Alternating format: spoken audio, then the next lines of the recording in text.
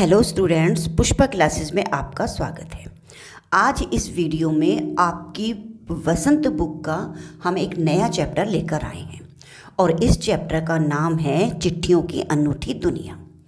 जैसे कि चैप्टर के नाम से ही पता चल रहा है, इसमें हमें जो लेखक जी हैं वो हमें चिट्ठियों के बारे में बता रहे हैं, चिट्ठियों का इतिहास बता रहे हैं और इसकी इम्पोर्टेंस बता रहे हैं कि इसका हमारे जीवन में क्या महत्व है।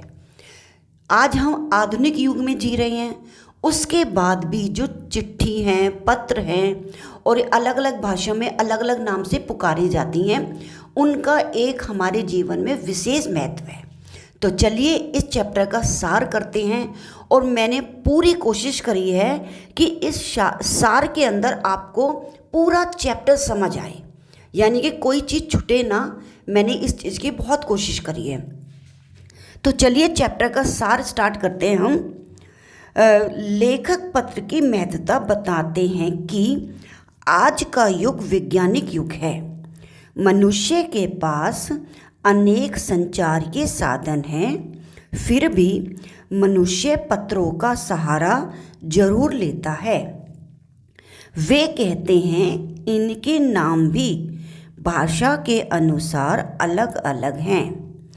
तेलुगु में उत्तरम, कन्नड़ में कागद, संस्कृत में पत्र, उर्दू में खत, तमिल में कड़ित कहा जाता है। आज भी कई लोग अपने पुरखों के पत्र सहेज कर रखे हैं। हमारे सैनिक अपने घर वालों के पत्रों का इंतज़ार बड़ी बेसब्री से करते हैं। अब इस स्टेंजा में कवि ने बताया है कि आज हमारा जीवन एक आधुनिक युग के रूप में है। इसको वैज्ञानिक युग भी कह सकते हैं, आधुनिक युग भी कह सकते हैं। तो हमारे देश में अनेक प्रकार के संसाधन आए हुए हैं। जैसे एग्जाम्पल के लिए मोबाइल हो गया, मोबाइल में मैसेज करते हैं, व्हाट्सअप करते हैं, ठीक है, और ईमेल, फैक्स मशीनें आ गई हैं। ये सब हमारे संचार के साधन हैं। उसके बाद भी जो पत्र का महत्व है वो अपना एक अलग स्थान रखता है। इसमें हमें लेखक ने ये वाली बात समझाई है। नेक्स्ट हम पढ़ते हैं। उन्होंने यह बताते हुए कहा है कि आज भी सिर्फ भारत में प्रतिदिन 4.5 करोड़ पत्र डाक में डाले जाते हैं। पंडित जवाहरलाल नेहरू ने भी पत्र के महत्व को माना है। लेखक कहते हैं कि 20वीं शताब्दी में पत्र केवल संचार का साधन ही नहीं अपितु एक कला मानी गई है। इसे पाठ्यक्रम का हिस्सा बनाया गया तथा कई पत्र लेखन प्रतियोगिताएं आयोजित की गई। लेखक का मानना है इस संसार में कोई ऐसा मनुष्य नहीं होगा जिसने कभी किसी को पत्र न लिखा हो। इसमें लेखक जी कह रहे हैं 20वीं शताब्दी की बात करते हुए बता रहे हैं, उस समय ये सिर्फ एक संचार का साधन नहीं था, इसको एक कला के रूप में भी लोग जानते और पहचानते थे। इसको और बढ़ाने के लिए लेख आयोजित होते थे, प्रतियोगिताएं होती थी, ठीक है। लेखक को लगता है कि संसार में कोई ऐसा व्यक्ति नहीं होगा जिसने पत्र पढ़ा ना हो या लिखा ना हो। ये उस समय लेखक कौन सी शताब्दी की बात कर रहे हैं? 20वीं शताब्दी की। आजकल के बच्चों में ये शायद ना हो कि उन्होंने कभी कोई चिट्ठी लिखी हो या पत्र लिखा हो, लेकिन हमारे जैसी एज में, जिस आज हम इस एज में हैं, उसमें हमने भी पत्र लिखे हैं और पत्र पढ़े भी हैं।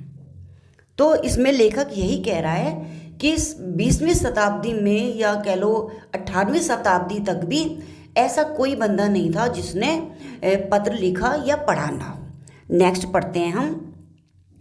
भारत में पत्र व्यवहार की परंपरा बहुत पुरानी है। सरकारी की अपेक्षा घरेलू पत्र मुख्य भूमिका निभाते हैं क्योंकि ये आम लोगों को जोड़ने का काम करते हैं। चाहे गरीब हो या अमीर, सभी को अपने प्रियजनों के पत्र प्राप्त करने का इंतजार रहता है। गरीब बस्ती में तो मनी ऑर्डर लेकर आने वाले डाकिये को लोग देवता समझते हैं।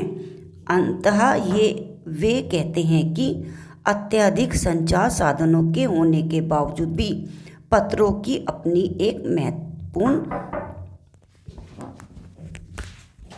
तो इसमें हमें लेखक बता रहे हैं कि जो सरकारी लेटर होते हैं उनसे ज़्यादा घरेलू पत्रों ने भूमिका अधिक निभाई है।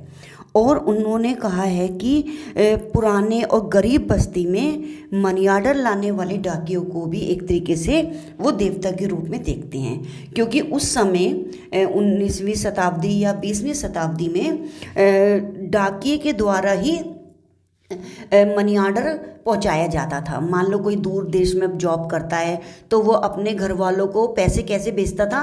मनी ऑर्डर के द्वारा। तो गरीब बस्ती में, गांव में डाकिये को एक तरीके से देवता मानते थे कि अब ये आया है तो हमारे पैसे भी आ गए होंगे। आगे हम बढ़ते हैं। पत्रों की दुनिया है तो बहुत अजीब गरीब। पहले ज़माने में कबूतर, घोड़े अन्य चीज़ों का साधन के रूप में प्रयोग किया जाता था। व्यक्तिगत या सरकारी बातें पहुंचाने का माध्यम या तो कबूतर या फिर घोड़े, हाथी थे। पर एक ज़माना आया जब डाकिये होने लगे, चिट्ठियां लिखी जाने लगी और एक जगह से दूसरी जगह पहुंचाई जाने लगी। इनकी उपयोगिता हमेशा बनी रहे, क्योंकि हम चिट्ठियों के द्वारा पुराने समय के बारे में जान सकते हैं। पत्र जो काम कर सकते हैं वह संचार के नए साधन नहीं कर सकते। व्हाट्सएप, मैसेज और मोबाइल फ़ोन का इस्तेमाल बढ़ गया है, लेकिन फिर भी चिट्ठियां अपनी जगह हैं। पत्र जैसा संतोष फ़ोन या SMS का संदेश कहाँ दे सकता है? यह बात पूरी ही सही कही है लेखक ने। इसमें हमें बताया है कि पहले के ज़माने में, मतलब पहले जब टाइम था तो एक दूसरे को संदेश किस तरह भेजा जाता था। जब डाकिया नहीं हुआ करते थे तो आपने देखा होगा, पुरानी फिल्मों में भी दिखाते हैं, और राजा महाराजा जो होते थे वो अपने घोड़े और अपना सेवक भेजते थे, हाथी भेजते थे और एक दूसरे को संदेश भेजते थे। और क्या दिखाया है पिक्चरों में, आपने सीन में देखा होगा, कबूतरों के द्वारा एक दूसरे को खत भेज दिए जाते थे। लेकिन जब से डाकिया आए हैं तो इसमें और अधिक सुधार आया है। और वो क्या कह रहे हैं लेखक, नए संसाधन जो हैं वो अपनी जगह, उनकी उपयोगिता सही है, लेकिन पत्रों जैसा संतोष वो SMS, मोबाइल, व्हाट्सएप नहीं दे सकते। आगे हम पढ़ते हैं, उन्होंने और क्या बताया है। पत्र यादों को संभाल कर रखते हैं। पत्र में जो बात लिखी जाती है वो स्थायी रूप से हमारे सामने उपलब्ध होती है। उसे कोई मिटा नहीं सकता, उसे कोई बदल नहीं सकता। उन्हें हम सहेज कर रख सकते हैं और हम उस समय की याद को ताज़ा कर सकते हैं। इस बात से सभी सहमत होंगे।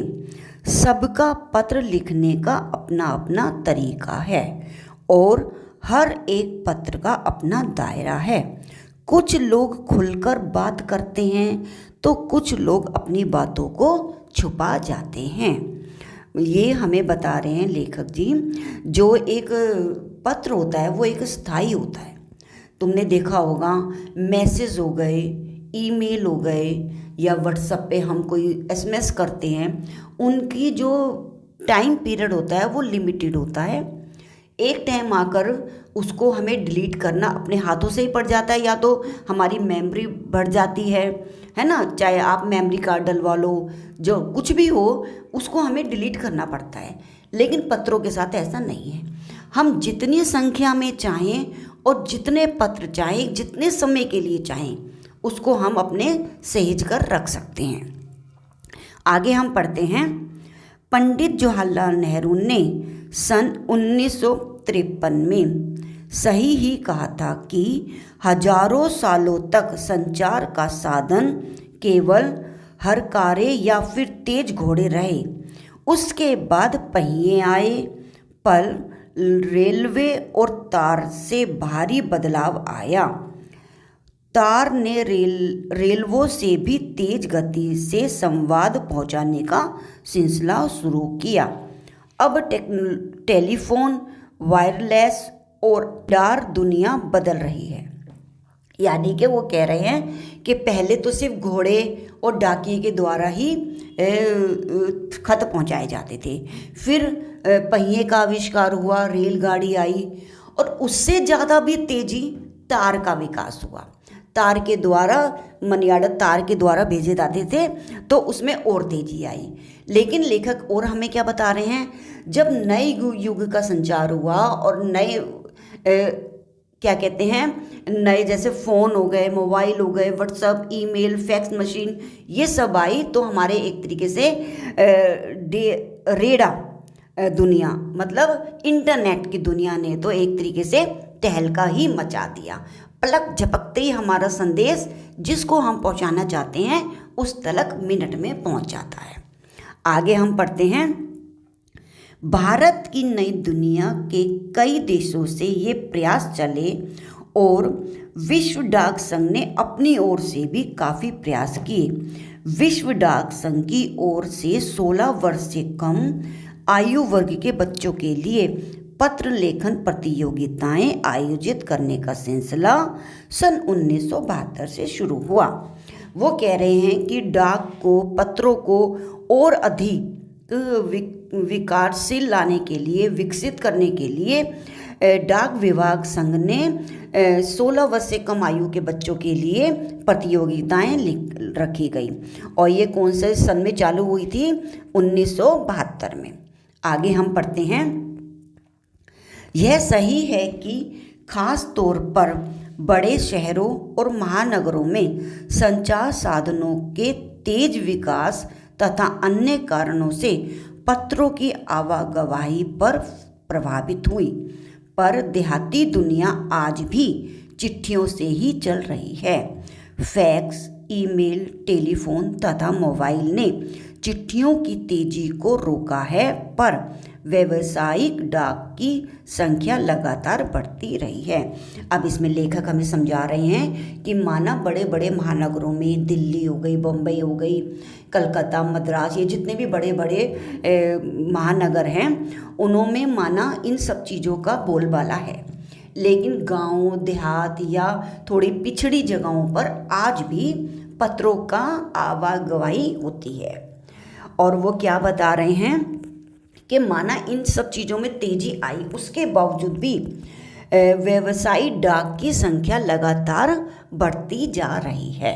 आगे हम पढ़ते हैं, इसमें और हमें क्या बता रखा है, पहले के लिए संचार का इकलौता साधन चिट्ठी ही होती थी, पर आज और भी साधन विकसित हो चुके हैं। आज देश में ऐसे लोगों की कमी नहीं है जो अपने पुरखों की चिट्ठियों को सहेजकर और संजोकर विरासत के रूप में रखे हुए हैं, या फिर बड़े बड़े लेखक, पत्रकारों, उद्यमी, कवि, प्रशासक, सन्यासी या किसान, इनकी पत्र रचनाएं अपने आप में अनुसंधान का विषय है।